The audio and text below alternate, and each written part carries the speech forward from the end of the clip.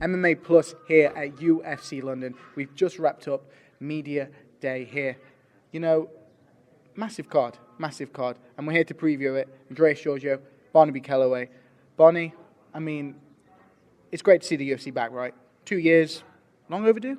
Long overdue. It's not enough. Yeah, it seems like, well, it seems to me from afar, obviously I'm not a businessman, but it seems like there's a good market here for UFC. Talking to Brad Pickett, he was saying that every time he comes, including this time, it's bigger and bigger every single time, and the sport is growing over here, so hopefully we should get a numbered event in the next 12 months. I'd hope so. Long overdue, definitely. I mean, obviously it's unfortunate that there's no mainstream broadcast deal for this show. We're going to see some stuff on BBC Three, though, which of course is fantastic to see the UFC breaking in with that BBC market. Fight Pass, and as we know, Eric Winter's doing a tremendous job with them, helping them build up the streaming platform. Do you think that this card is kind of what the UK deserves? Because it's a huge main event. Anderson Silva, Michael Bisping, two pioneers of MMA in their own regards, headlining the show here at the O2. Yeah, definitely. I'm delighted with the main event as it is. When they announced the show, there was a few names knocking about, and I was thinking, really, London deserves a bit more than this. You haven't been here for a year. You'd hope when they do come that they really show off the talent. Yeah. And so I was a bit worried, and then they announced Anderson Silva, and it's, of course, possibly the greatest fighter of all time. On our shores, it's amazing. Really happy with the main event, and co-main's pretty good as well. Yeah, and a lot of English talent as well. Of course. So that's exciting to see. Yeah. Well, let's talk about the main event first.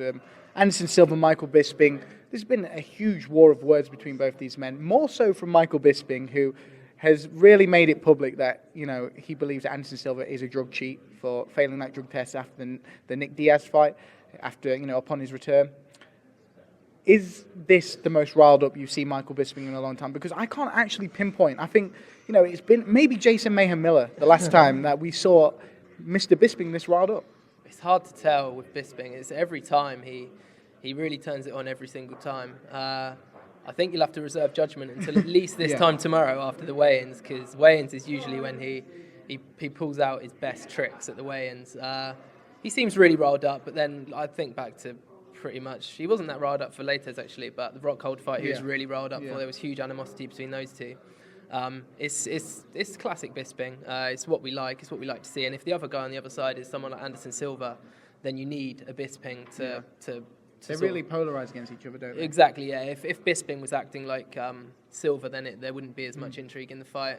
He's doing a good job as always, but yeah, tomorrow, look out for tomorrow the weigh-ins, because he'll bring it, no doubt. I just need to wonder, like, Anderson Silva. We see him. It's great to see him back in the UK. Dave O'Donnell brought him over for Cage Rage quite some time ago. First got a glimpse of Anderson Silva back then. It's a different guy now, much older. He's had the broken tibia, and of course the drug test failure. It's a very different Anderson Silva, on many regards. Do you think that we should be discrediting him for that, or do you think that we should go into it with an open mind and maybe expect the Anderson Silva of old, or is it just a little too late for him?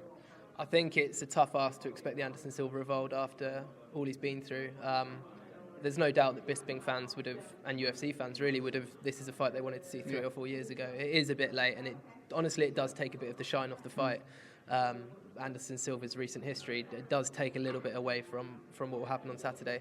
He obviously had his broken leg, and then the whole drugs thing, and it's not what it should be, and it's not what it could have been. Yeah. But with that being said, it's still Anderson Silva, and he's still fighting, and you never know, he might come out, and he's beat Nick Diaz a year ago, obviously, ruled no contest, but you never know, he's incredible, and he could, even if he doesn't fight his best, but comes out with an incredible knockout or a highlight reel, then it's going to be worth it. But to expect something different from him that we've seen in the last couple of years, I think is a tough ask. It's definitely intriguing, though. We can both agree upon that. 100%. Let's run through the rest of the main card quickly. A lot of British stars on there. One that I'm most looking forward to is Tom Breeze. He's going up against Keita Nakamura. What a fight this is for Tom Breeze. I mean, Cathal Pendred, let's cast our minds back and remember the Irish man put to bed in Dublin, in his home territory. Could that be any more emphatic for Tom Breeze? And I know this maybe isn't the name level, Keita Nakamura, of a guy like Pendred, but in terms of experience, it certainly is far superior. Yeah, definitely. I think the Pendred win obviously put him on the map. He announced himself to UFC fans on that victory. Like you said, the name isn't exactly a name that most UFC fans are familiar with. But I think in terms of the card, especially, and his third fight on the card, that's one spot away from co-main, and there's going to be a lot of people already tuned in to see Silver Bisping by that point. It's a really good opportunity for him to step up and show everyone who's going to be tuning in that he is the man to watch from England. He is arguably England's greatest talent at the moment, and Saturday night is a huge opportunity for him to really announce himself to the fans, because there'll be so many home fans in the arena who won't have known him, and then they see him come up, and it's his coming out party. Exactly, yeah. It's his coming out party, and really looking forward to it. I know the guys at MMA Plus have a bit of a love affair with Tom Breeze. They do. They've had him pegged for a long while to be future UFC champion. So this, like you said, this could be his coming out party. Excited for it. We predict these things. That's my impression of Conor McGregor. Listen, I want to just talk now. There's a real battle between what I think could be the potential fight of the night: Makwan Amirkhani, Mike Wilkinson, or Brad Pickett, Francisco Rivera. I'm kind of torn between the two because I think that in terms of stand-up quality of these fighters, we could see some, real ravishing MMA, and I believe that I'd expect at least a knockout in one of those, preferably in the Brad Pickett fight and Francisco Rivera, two dudes that love to stand and trade. Wilkinson as well, he's got very good stand-up, as we saw against Backstrom, but we know that they've both got very, very good ground games as well. Specifically, Makwan has been working at SBG. Which one are you pipping to be the bigger contender for fight of the night? When I look at the card, I think Rivera Pickett is fight of the night, definitely. Rivera is one of the hardest hitters in the UFC, I think. I mean, he's a little guy, but he hits so hard, and definitely the hardest hitter in that division. And luckily, Brad Pickett can take a punch as well, and he might have to on Saturday. So the idea that Rivera's going to be throwing these bombs and Pickett's going to take them and keep on going, it's going to be all-out war. I'm really looking forward to that one. Yeah. With Brad Pickett though, Francisco Rivera's last opponent, John Lineker, Brad trained with an American top team. Is that a bit of an advantage for him? It's definitely an advantage, yeah. Without a doubt, an advantage. I'm sure he'll have tapped into that in his training camp over in Florida. It's really hard to pick a winner for that one. Really, really hard. I'm going to go with Pickett, obviously. Yeah. But he's going to have to take a few blows in order to get his arm raised. I'm sure of that.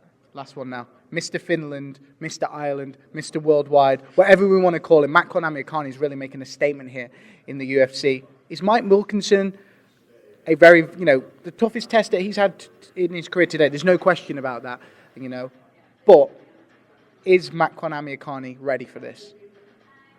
I think he's ready for this. He's fought two times, won both times decisively. Obviously got an 8-second knockout in his UFC debut. I think he's ready for this, definitely. And even though it's going to be a home crowd for Wilkinson, fans love Amir Makwan. Yeah, of course. Yeah, that one. Yeah, Makwan Amirkhani. Amirkhani. Yeah. Fans love that guy. So even if he wins... Something so lovable about him. He is so lovable. And he's actually... I thought he was just cute. But I saw him in person today, and he's a handsome man. He is. Far more handsome than I gave him credit for. So if you get the chance to see him in real life... I'd take that opportunity. Will the crush, before it gets too big for the screen right now, on, of course, Barney, Mr.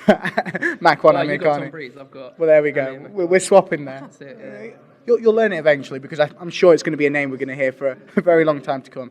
But listen, UFC London this Saturday, O2 Arena, huge show.